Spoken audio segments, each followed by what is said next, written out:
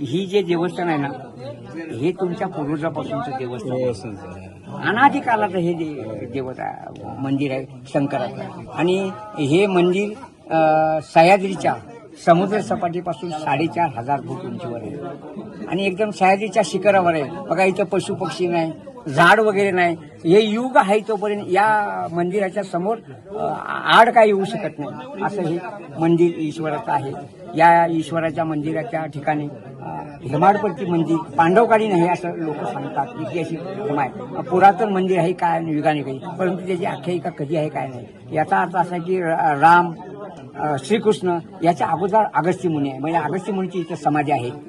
अगस्त्य मुनी आणि षडाजन रूपाचे, याचा अर्थ हे पौराणिक मंदिर आहे हे सिद्ध होतं. परंतु त्या मंदिराच्या पावित्र्य ठिकाणाशी तुम्ही लोकांनी भरभरून संख्येने यावा. देवाला चांगली माणसं, देवाचे गुणगान गाणारे आवडतात आणि ईश्वराची भक्ती